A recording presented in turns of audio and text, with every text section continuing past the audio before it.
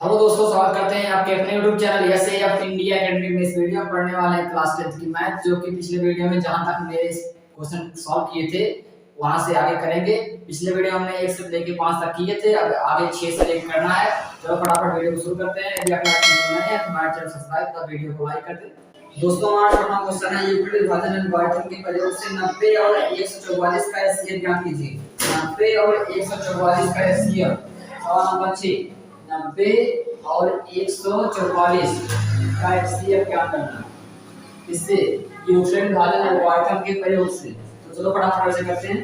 90 से 144 को भाग देंगे तो 90 का पहाड़ा 144 में एक बार जाएगा, 90 हो जाएगा।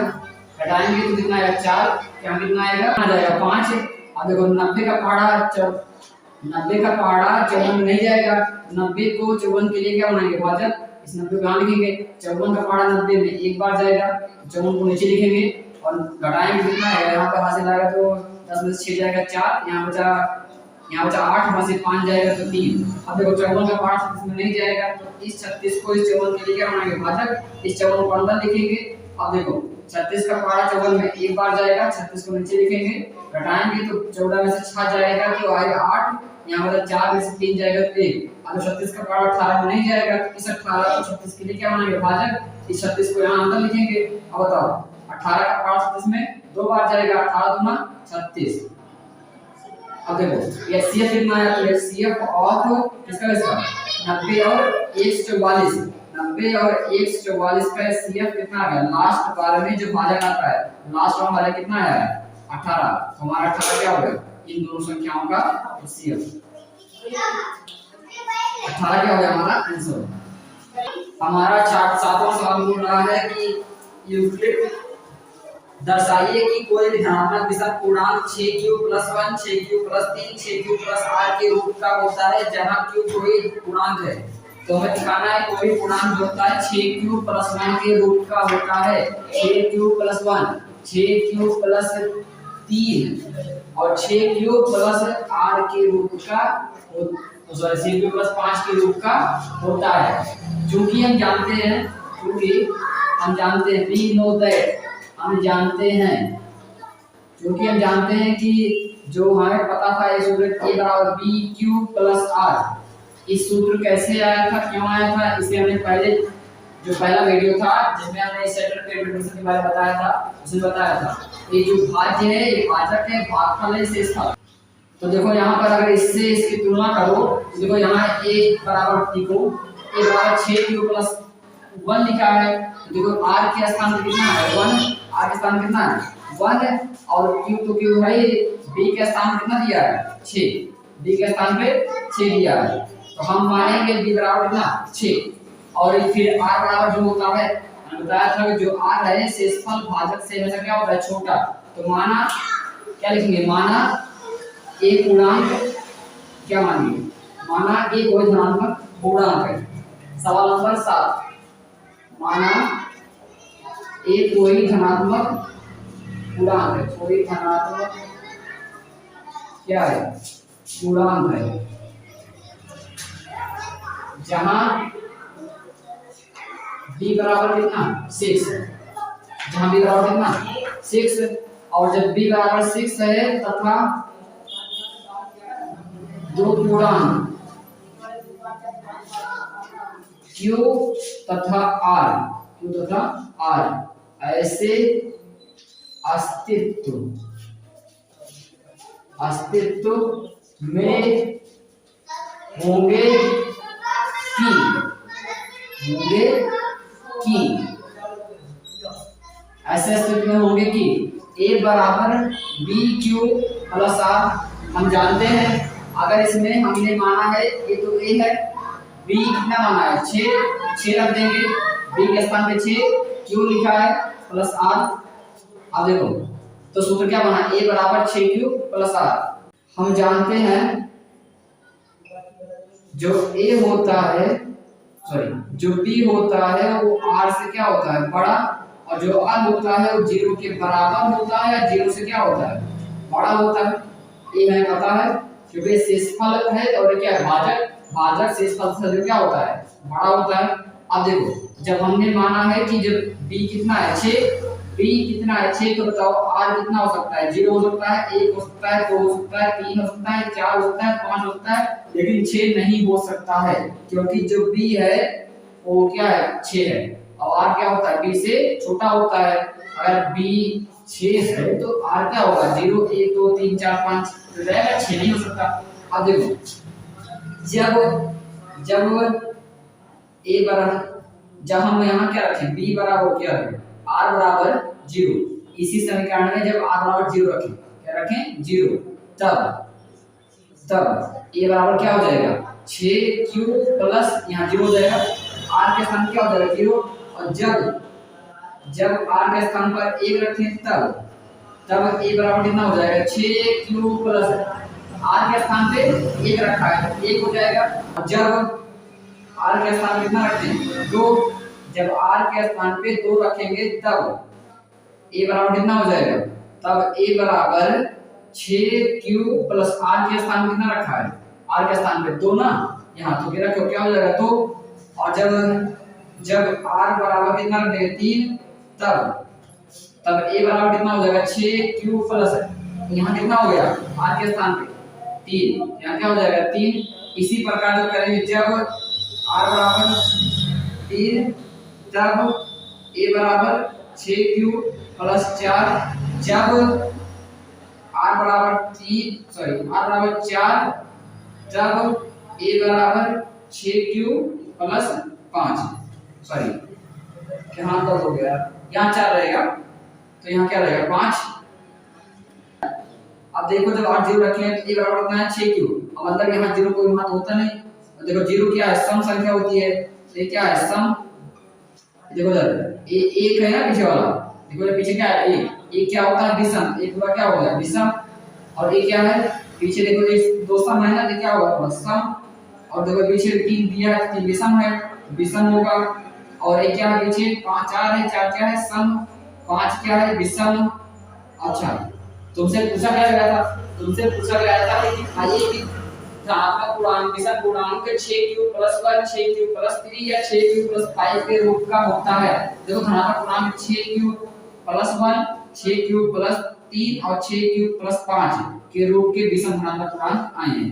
यही 3 कंडीशन है जिनमें क्या होगा ये संख्याएं क्या है विषम है। कैसे हैं 6q प्लस 1 6q प्लस 3 और 6q प्लस 5। तो अतः नीचे हम लिख सकते हैं इसके आंसर में, अतः कोई भी धनात्मक पूर्णांक कोई भी धनात्मक विषम पूर्णांक 6q प्लस 1 6q प्लस 3 व 6q प्लस 5 के रूप का होता है। नोट कर लो।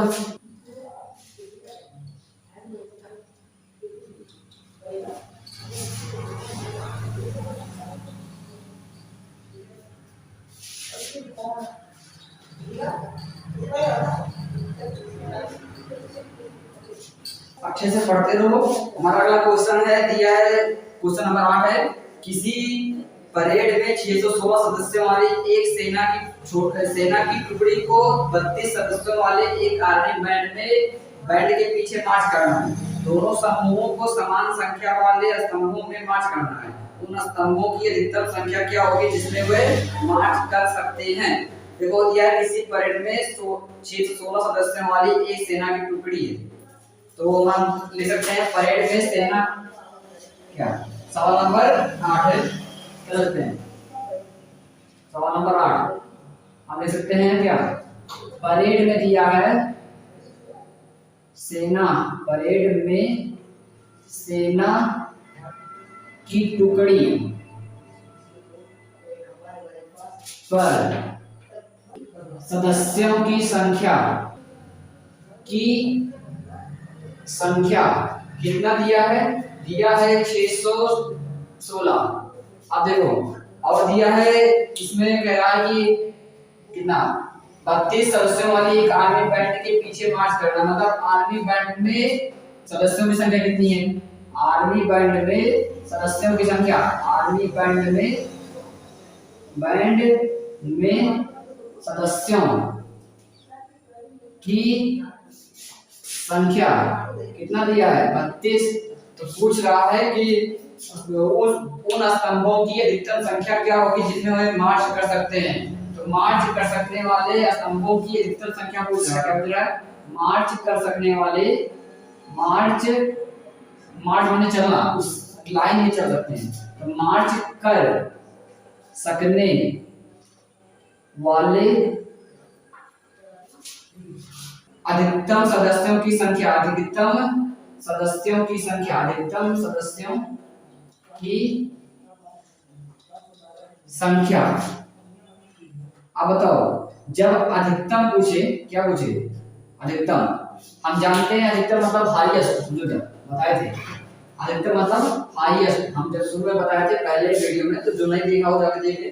देखो सदस्यों की संख्या मतलब अधिकतम मतलब हाईएस्ट, मतलब किसी चीज का अगर हाईएस्ट मान निकालते हैं मतलब उसका निकालना पड़ता है HCF। अगर लोएस्ट मतलब नीचे वाला, लघुत्तम मतलब नीचे वाला, हाईएस्ट मतलब ऊंचे वाला। अगर किसी चीज का अधिकतम मान मतलब ऊंचे वाला मान निकालना हो तो क्या निकालते थे? HCF बताए थे। अगर नीचे अगर मतलब कम से कम मतलब लघुत्तम नीचे वाला तो LCM निकालते हैं। यहाँ पूछ रहा है अधिकतम, अधिकतम मतलब हाईएस्ट है, मतलब हाईएस्ट मतलब HCF। क्या पूछ रहा है? HCF।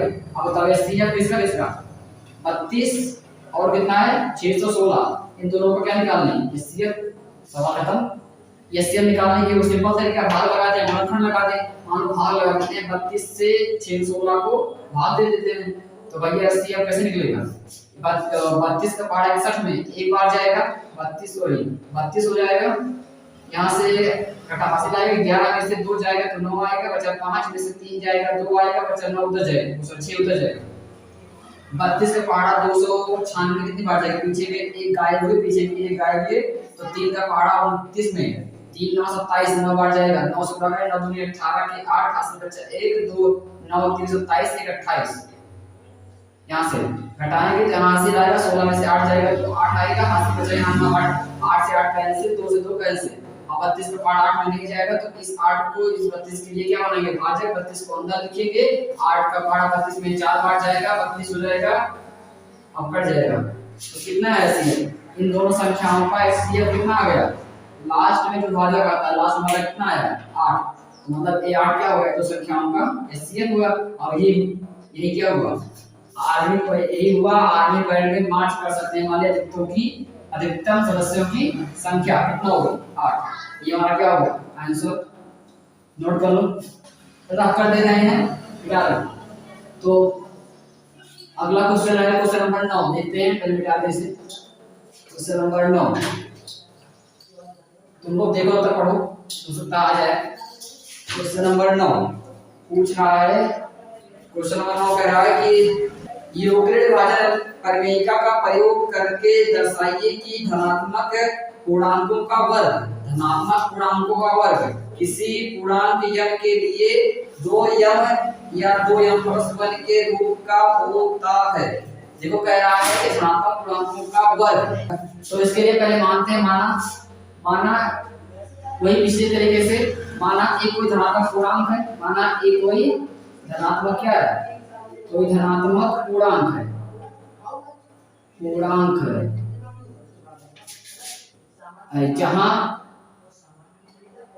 जहां मान लेते हैं जो b होगा वो कह रहा है 3m या 3m+1, कह रहा है 3m, कितना? 3m या 3m+1। अब देखो यहाँ पर अगर देखें तो a बराबर b³ + r से तुलना करो तो r के स्थान पे कितना है 1 और b के स्थान पे कितना है 3। तो यहाँ b कितना मानेंगे? 3। जहां b बराबर 3 तब दो पूर्णांक कौन कौन से? q तथा r ऐसे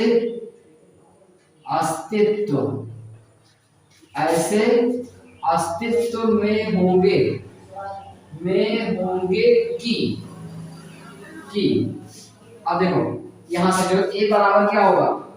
b³ + r, जहां जो r होता है हम जानते हैं वो क्या होता है? b से छोटा होता है, और जो r होता है वो 0 के बराबर होता है, 0 से क्या होता है?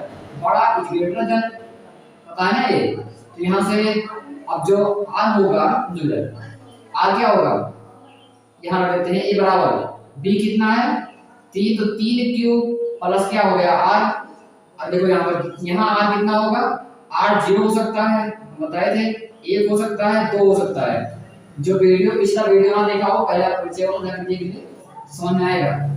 देखो आर कितना होगा 0, 1 तो हो सकता है, लेकिन 3 नहीं हो सकता, क्योंकि जो 3 है वो क्या है, बी भाजक है, भाजक से शेषफल क्या होता है, सबसे छोटा होता है। तो जो आर होगा 0, 1 हो सकता, 2 हो सकता है, 3 नहीं हो सकता।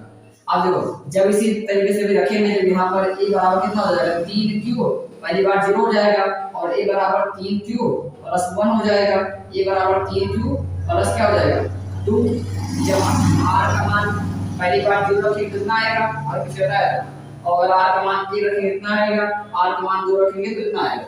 अभी इसके पहले 2 क्वेश्चन पहले कराया था, देखो यार हर बार में से आएगा 6 cube, sorry 3 cube plus 1, 3 cube plus 2। तो यहाँ से हम इतने बार नहीं करेंगे, इसलिए इसे ऐसे लिखते हैं डायरेक्ट। अतः क्या लिखेंगे, अतः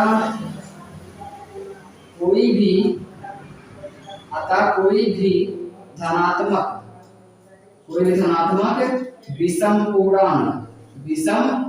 पूर्णांक कैसे, विषम पूर्णांक 3 क्यूब या 3 क्यूब क्या, अच्छा इसमें विषम पूर्णांक नहीं पूछा, सिर्फ पूर्णांक पूछा है तो लिखना अतः कोई भी धनात्मक पूर्णांक 3 क्यूब या 3 क्यूब, जब 1 रखेंगे तो 1 आएगा, या 3 क्यूब प्लस कितना 2 के रूप का होता है, समझ में ना आ रहा हो तो देखो फिर से बता दीजिए। यहाँ से जब हमने r के स्थान पे 0 रखा तो इतना आया, r के स्थान पे 1 रखा तो इतना आया, r के स्थान पे 2 रखा तो ये वाला आ गया। अब देखो कह रहा है कि धनात्मक दर्शाइए कि धनात्मक पूर्णांक का वर्ग, कह रहा है कि धनात्मक दिखाइए कि धनात्मक पूर्णांक का वर्ग कह रहा है। तो यहाँ से देखो ये दे रहा है कि जो a बराबर कितना आया 3 क्यूब, कितना आया, जब हम जानते हैं a बराबर कितना, a बराबर आया है 3 क्यूब ना, ये तो अरे a बराबर तो आता है। तो यहाँ से कह रहा है कि धनात्मक पूर्णांक का वर्ग, जब वर्ग कहेगा तो वर्ग करना पड़ेगा, घन कहेगा तो घन करना पड़ेगा। तो क्या करेंगे, दोनों पक्षों का वर्ग करने पर, दोनों पक्षों का क्या करने पर, वर्ग करने पर रेडी वाला पढ़ लेना अच्छे से, रेडी लिख दिए। देखो दोनों पक्षों का अगर वर्ग करेंगे, क्या करेंगे वर्ग, यहाँ से 1 का 1 क्यूब और 3 क्यूब का क्या हो जाएगा 3 क्यूब का स्क्वायर। अब देखो 1 का सॉरी वर्ग कह रहा है 2 रहेगा, तो यहाँ से a स्क्वायर और 3 का वर्ग कितना होगा 9, और क्यूब का कितना हो जाएगा क्यूब स्क्वायर, ठीक है ना। तो यहाँ से देखो जरा हमें लाना कितना था, हमें लाना था 3 नियम या 3 नियम प्लस 1 के रूप का, ये दो सब चलाना है सिद्ध करके। और आया कितना है 3, और आ रहा है 3 क्यूब, यहाँ कितना है 9 क्यूब स्क्वायर, हमें चाहिए क्या 3 नियम। तो इसके लिए हम उसमें से यहाँ क्या चाहिए 3 चाहिए, 3 कैसे आएगा, यहाँ से 3 कॉमन निकाल लें, यहाँ से 3 कॉमन लेते हैं तो a स्क्वायर बराबर कितना हो जाएगा, यहाँ से 3 निकल गया बाहर, देखो 3 बाहर चला गया तो क्या बचा 3 त्रिका 9 तो 3 क्यूब स्क्वायर। अब देखो यहाँ से अगर हमारा 3 तो आ गया, लेकिन जहाँ 3 क्यूब स्क्वायर लिखा है वहाँ क्या चाहिए यम, 3 क्यूब स्क्वायर के स्थान पे यम कैसे आएगा, तो इसके लिए मानते हैं क्या करते हैं माना, इसके लिए माना जो 3 क्यूब स्क्वायर है क्या है यम के बराबर लिखा है, जहां मान लिया क्या जो यम है वो बराबर क्या 3 क्यूब के स्क्वायर बराबर। अगर जो यम है 3 क्यूब स्क्वायर के बराबर हो गया, हमने मान लिया, तो देखो a स्क्वायर बराबर कितना हो जाएगा, a स्क्वायर बराबर हो जाएगा 3, और इसके स्थान में क्या माना हमने, इसके स्थान में मान लिया है हमने यम, तो यहाँ क्या लिख देंगे यम, a स्क्वायर बराबर कितना आ गया यम। हमने बोला था सिद्ध कीजिए कि धनात्मक पूर्णांक का वर्ग, देखो इसका वर्ग है 3 यम के रूप का होता है, और इसके बराबर होता है, रूप के होता है मतलब उसके बराबर होता है। तो देखो a स्क्वायर का जो वर्ग है वो 3 यम के बराबर है। अब देखो इसके आगे अभी एक और सिद्ध करना है 3 यम प्लस 1 के रूप में। इसके लिए देखो आगे यहाँ साइड में, यहाँ देखो जो आया था ये बात हो गया, एक और आया होगा 3 क्यूब प्लस 1, ऐसे जब यहाँ पर रखे थे 1 है r का मान, तो आया 3 क्यूब प्लस 1, क्या है a बराबर 3q प्लस 1। a बराबर कितना हो जाएगा 3q प्लस 1। ये तो आया है यहाँ से जिस तरीके से यहाँ करे थे जब ठीक है। अब देखो इनका भी दोनों पक्ष को क्या करेंगे वर्ग करेंगे। क्या करेंगे वर्ग। जो कहा था क्या करने के लिए वर्ग। दोनों पक्षों का वर्ग करने का a का वर्ग a स्क्वायर और देखो 3q प्लस 1 का वर्ग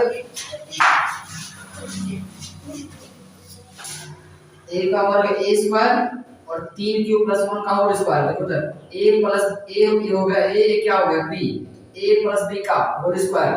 a स्क्वायर a के स्थान पे कितना लिखा है 3q तो क्या होगा 3q का होल स्क्वायर प्लस b के स्थान पर 1 है तो 1 का 1 स्क्वायर प्लस 2ab तो 2a के स्थान पर कितना लिखा है 3q और b के स्थान पर 1 लिखा है। क्या लिखा है 1। देखो फिर से यहाँ a हो गया a क्या हो गया b a का a स्क्वायर प्लस b का b स्क्वायर प्लस 2 तो 2 a के स्थान पर 3q b के स्थान पर 1 a प्लस b का होल स्क्वायर लगाए हैं। यहाँ का a कैसे रहेगा 3q का स्क्वायर 3 का वर्ग कितना होगा 9 और q का q स्क्वायर और 1 का वर्ग 1 प्लस 3 दूनी 6 6 के 6 6q हो गया। अब चाहिए क्या हमें चाहिए 3m प्लस 1। क्या चाहिए 3m प्लस 1। कैसे लिखेंगे इसे a स्क्वायर ऐसे रह देंगे। देखो ये 1 जो है प्लस वाला आ गया है लेकिन एक पीछे चाहिए। इसे कैसे करेंगे 9q स्क्वायर लिख लेंगे आगे और इसे कैसे लिखेंगे 6q और इस प्लस 1 को पीछे। अब देखो a स्क्वायर ऐसे रहने देंगे। देखो इधर a प्लस 1 आ गया है। ये जो आगे बचा है इतना पूरा इसमें से क्या चाहिए इनमें से चाहिए 3m। तो क्या करेंगे 3 कॉमन निकाल लें। क्या निकाल लें 3 कॉमन। क्या बचा है 3 3 का 9 तो 3 बचा और q स्क्वायर बचा और 3 दूनी 6 2q और क्या बचा है पीछे प्लस 1। अब देखो a स्क्वायर ऐसे रहेगा यहाँ से 3 लिखा है और एक पूरे को क्या मान लेते हैं यहाँ क्या मान लेते हैं। अगर मान लेते हैं जो ये पूरा लिखा है क्या यम तो यहाँ जब एक पूरा क्या मानते हैं यम इसके स्थान क्या होगा यम और पीछे क्या लिखा प्लस 1। यही कहा था कि दर्शाइए कि किस धनात्मक पूर्णांक का वर्ग 3m या 3m प्लस 1 के रूप का होता है। देखो किसी पूर्णांक का वर्ग जो आ रहा है वो 3 वर्ग तथा 2 3m या 3m प्लस 1 के रूप का आ रहा है। तो यहाँ लिख लेना थोड़ा कि माना जहाँ मान लेना यहाँ लिख लेना यम बराबर कितना मानना है यम बराबर माना है 3q कहाँ लिखते हैं यम बराबर 3q स्क्वायर और क्या प्लस 2q हमने इसे जहाँ माना है जहाँ मान लिया ठीक है इसे मान लिया। अब इसके नीचे लिख देना सिद्ध हो गया है तो लिख देना अतः किसी भी धनात्मक पूर्णांक का वर्ग ये वर्ग लिखा है 3m या 3m प्लस 1 के रूप का होता है लिख लेना का होता है वो दे रहे हैं क्या होता है के रूप का होता है ध्यान देना चाहिए। फिर सुन लो हमने माना हमने कहा था कि दिखाइए कि धनात्मक पूर्णांक का वर्ग जो होता है वर्ग 3m या 3m प्लस 1 के रूप का होता है। हमने माना एक कोई धनात्मक पूर्णांक है जहां b बराबर कितना b बराबर क्या मान लिया 3 क्योंकि 3 दिया था हमें माना था 3m प्लस 1 3m। अब देखो तो यहाँ लिखा है तब दो पूर्णांक q या q r ऐसे स्थिति में होंगे कि जहां a बराबर b प्लस r हमने r का मान रखा 0 1 2 जब 0 1 2 रखा तो ये सब मान आए पहले a आया फिर a आया फिर a आया और पहले इसको लिए a बराबर और इन दोनों को क्या किया वर्ग किए बस कितना आ गया a स्क्वायर बराबर 3m और जब इसका वर्ग किए तो कितना आया यहाँ लगा दिए a प्लस b का होल स्क्वायर ये सूत्र लगा और यहाँ पर लोग इसको मान लिए 3q स्क्वायर प्लस 2q को कितना मान लिया और आ गया क्या a स्क्वायर बराबर 3m plus 1। Si el ritmo te lleva, mueve la cabeza y empezamos.